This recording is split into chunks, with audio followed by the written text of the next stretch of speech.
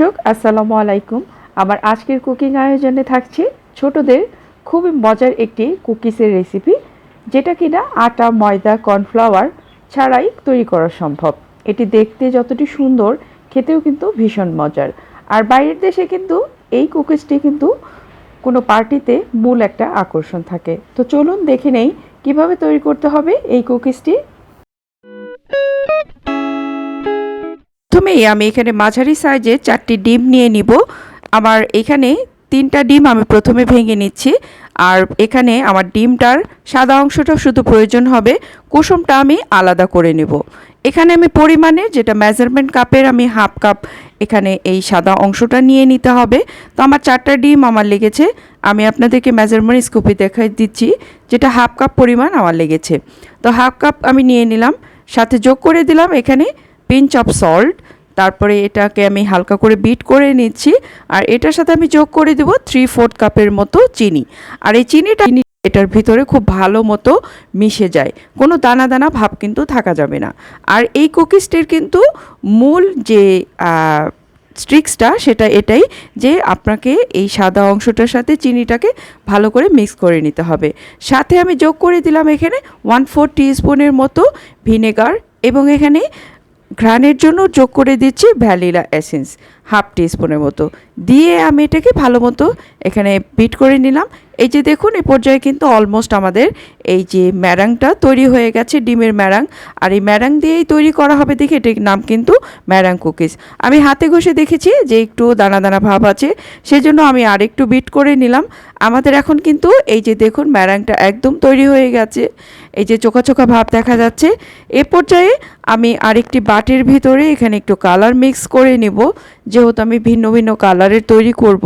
তো প্রথমে একটি বাটির ভিতরে আমি এটা নিয়ে নিলাম। আর এখানে 1 ফোঁটা পরিমাণ আমি জেল ফুড কালারটা মিক্স করে নিচ্ছি। এখানে আমি একটা লাইট পিঙ্ক কালার নিয়ে আসবো, সেই কারণে। তো আমি এটা মেশানো হয়ে গেছে। এখন আমি একটা পাইপিং ব্যাবে ভরে নিব। আর একটা এরকম নজল আমরা ব্যবহার করছি, এটা ডিজাইনের জন্য আমাদের হেল্প করবে।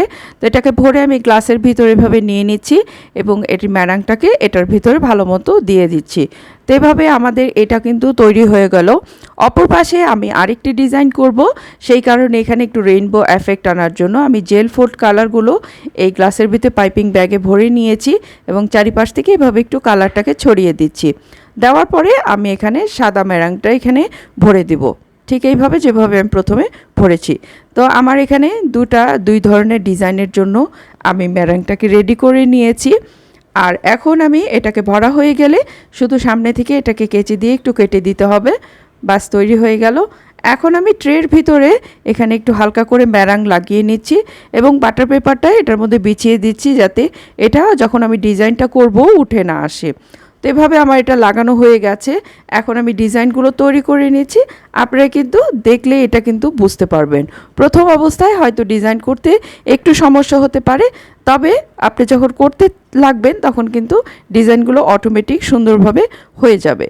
তো আমি এভাবে সবগুলো ডিজাইন করে নিচ্ছি, দেখুন।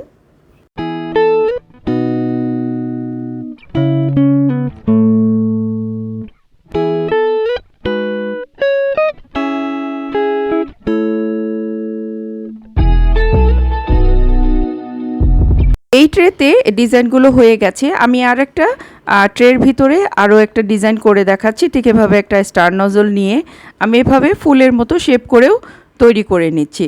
তো এইভাবে আমি সবগুলোই তৈরি করে নিয়েছি। আর এটাকে আমি আজকে ওভেনে বেক করব। এটাকে 100 ডিগ্রি সেন্টিগ্রেড বা 200 ডিগ্রি ফারেনহাইটে এটাকে আমাকে 1 ঘন্টা 20 মিনিট অথবা 90 মিনিট এটাকে বেক করে নিতে হবে। তো আমি ফিরে আসছি এটা বেক হওয়ার পরে। মিনিট পরে আমি এটাকে বের করে নিয়েছি। এই যে দেখুন কতটা সহজে এই কুকিগুলো উঠে আসছে। আর আশেপাশে 2-4টা যেগুলো আপনারা দেখছেন যে নেই, এটা আমার বেবি খেয়ে নিয়েছে অলরেডি। আর দেখুন এটাকে আমি একটু ভেঙে দেখাচ্ছি কতটা ক্রাঞ্চি হয়েছে। এই যে দেখুন কতটা সুন্দরভাবে এটা ভেঙে গেল।